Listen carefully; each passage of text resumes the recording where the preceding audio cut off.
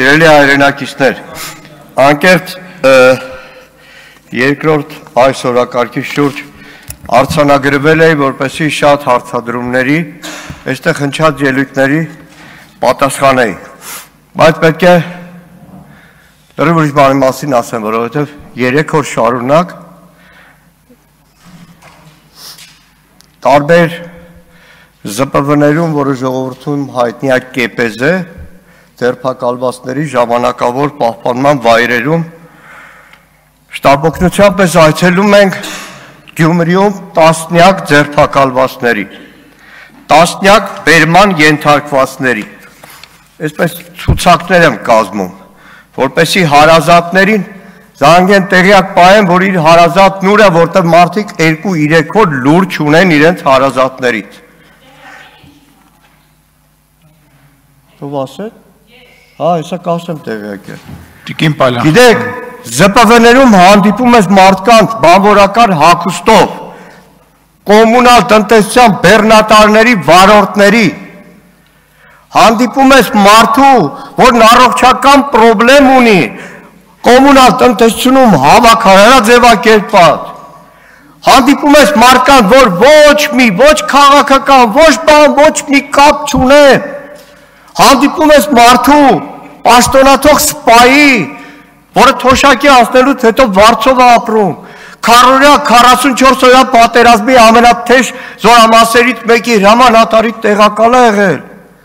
Նայեք, վերանում եմ Վարդան Ղուկասյանից, նույնիսկ վերանում եմ Վարդան Ղուկասյանի եղբոր թոռներից, ես խոսում եմ պարզ այն մարդկանց մասին, որ բերման են ենթարկվել, որ 2-3 օր պահելուց հետո գիտեք ինչ են արել, որ ուզում եմ անկեղծ ասեմ, նայեք,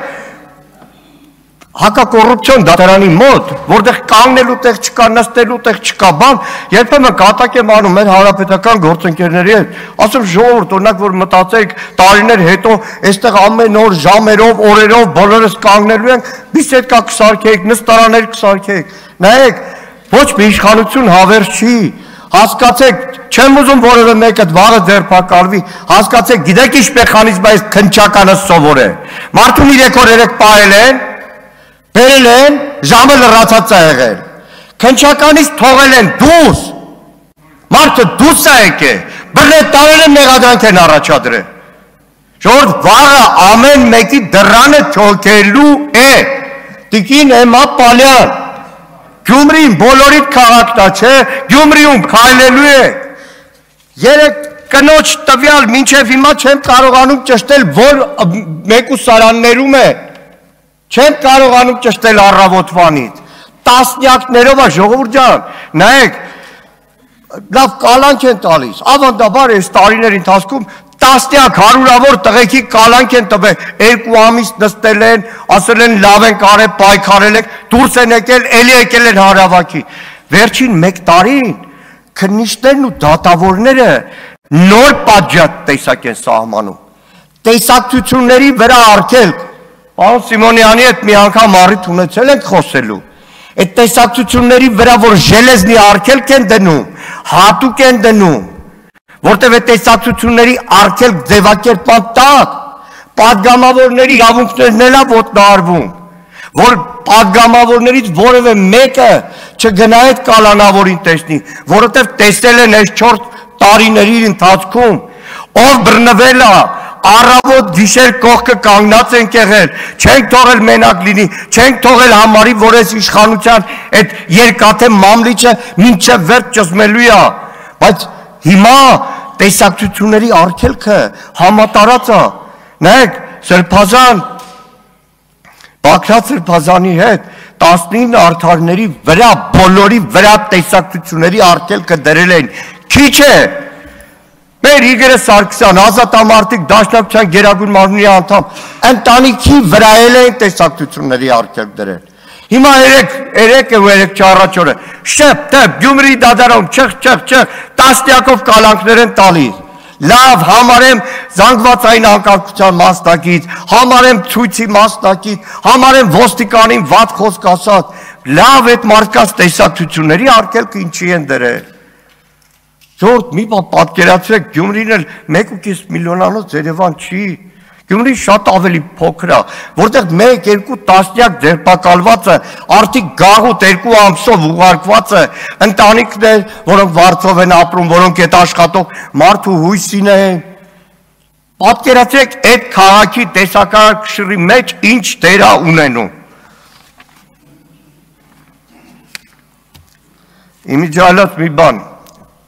այլ թեմա։ Երեք հական ծակեց այդ հիմա շատ եք պաշտպանում, չէ՞ մի հատ կարգալույս տերտեր կա Ստեփա անունով։ Պարզվում է։ Ինչ։ Հա, Ստեփան, լավ։ Պարզվում է Կադիրովի մոլի երկրպագուն է։ Գնացեք, պաշտպանեք Կադիրովի մոլի երկրպագուին։ Գնացեք, պաշտպանեք կարգալույս եղած Կադիրովի մոլի երկրպագուին։ Դուք անհատապես Նիկոլ Փաշինյանի գլխավորությամբ կարող եք գնալ, որտեղ ուզում է, ինչ ուզում է անի, արարողություն է ուզում անի, բայց երբեք եկեղեցական արարողություն չի։ Խնդրանքս ու կոչս մեր հայրենակիցներին, հավատավոր հայրենակիցներից որևէ մեկին չմոլորեցնեք, տանեք մեղ գործելու իբր պայմանական պատարագի մասնակից։ Երեք իմ գործընկերները ընդդիմադիր շատ էին ասում, որ քաղաքացիական պայմանագիրը հետևողական է, համաձայն չեմ իրենց հետ։ Հետևողական չեք, ներողություն եմ խնդրում։ Հետևողական չի քաղաքացիական պայմանագիրը։ Հետևողականը մեկ մարդ, Նիկոլ Փաշինյանը։ Ես մի առիթով ասել եմ,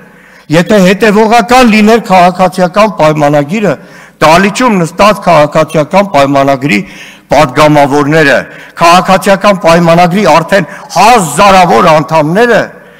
ո՞նց ալնում, որ հետևողականության արդյունքում մի օրվա մեջ, որ որոշում է Նիկոլ Փաշինյանը, Արարատը այլևս պետք է մոռացվի, քաղաքացիական պայմանագրի բոլոր անդամները ասում են այն զինանշանը, որ մենք ունենք, որ ձևակերպել էինք Արարատի կոնտուր, այլևս էդի Արարատի կոնտուրը չի։ Էդի, չգիտեմ, Ֆուկուսիմա օրինակ լեռնա։ Հետևողականությունը, եթե ասում եք, անցած տարվա Միրոն օրներքի արարողությանը, ես տեսել եմ այս Դալիճում նստած շատ պատգամավորների, որպես հայ առաքելական եկեղեցու, Մայր Աթոռի, ամենայն հայոց կաթողիկոսի հետևորդներ, որոնք իրոք եկել էին մեր Մայր Աթոռի, մեր եկեղեցու 7 տարին մեկ առնվազն ամենակարևոր իրադարձություններից մեկին, Միրոն օրներքին։ Հիմա շեֆը ասել է, չգիտեմ, կտրիչ է ասել, բոլորը շեֆի ասածով ասում են, մի տարի առաջ կտրիչ բառ ոչ մեկի բերանից պլասկագուպցիով դժվար էր հանել ու հասկանալի էր, որտեղ ամեն մեկը առաքինի որպես հավատացյալ չէր կարող իրեն թույլ տալ։ Հետևողական, որ ասում ենք, ժողովուրդ հետևողական չի, որովհետև Նիկոլ Փաշինյանը մի օր կանգնում մի բան է ասում, բոլորը պարտադիր պետքա կրկնեն, բոլորը պարտադիր պետքա կրկնեն, ամեն հարցում, այսինքն այս 7 տարվա մեջ մարդ խելառեր, թե շաբաթը մեկ ինչ ասել, նույն Ղարաբաղի հարցով, հետևողական չեք, որովհետև Ղարաբաղի հարցով 19 թվականին ասել եք Արցախ Հայաստան է եւ վերջ, պատերազմին ասել եք հաղթելու ենք, ֆորմեկը հակած, նկարված, Արցախ գնացած, 21 թվականին ասել եք դե բանակցություններում պրոբլեմ կար, 22 թվական մի բան, 23, 24, 25-ին մեկ էլ եկել է Նիկոլ Փաշինյանը ասել է մենք Ղարաբաղից հրաժարվանք, որ մեր պետականությունը պաշտպանենք, բոլորը կրկնում են, դա հետևողականություն չի։ Ու վերջում, էլի երեկվային պատմական էքսկուրսի, նայեք, 88 թվական, մայիսի 28, Ազատության հրապարակ, Ղարաբաղյան շարժումներ, Անդրանիկ Քոչարյանի մեջ եմ բերում, Անդրանիկ Քոչարյանը մեջն էր։ Երբ որ մայիս 28-ին Մովսես Գորգիսյան, հանգուցյալ Վարագա Առաքելյան, Ռապայել Իշխանյան, այսօր կա Ռապիկ Համբարձումյան, Մեխակ Գաբրելյան, անկախության օրն էին ուզում նշեին, այդ օրվա Ղարաբաղյան շարժման ղեկավարները բեմի վրա չէին, որտեղ իրանք համաձայն չէին դրա, ու այդ օրը Մովսես Գորգիսյանը, որ ասեց, դե վերջապես պարզեք այդ եռագույնը, առաջի անգամ էր, որ եռագույն էր Ազատության հրապարակում պարզվում, Ղարաբաղյան շարժման, այդ ղեկավարությունը այդ օրը այնտեղ չէ, հետո կրկնում եմ, հետո փուլերով է, իսկ Դաշնակցությունը Հայաստանում այդ օրերին հիմնադրվում էր մի քանի նորաստեղծ կուսակցությունների հեմքի վրա, մեկի անունը գիտեք ինչ էր, Շնորհակալություն, Հայաստանի ազգային անկախության կուսակցություն։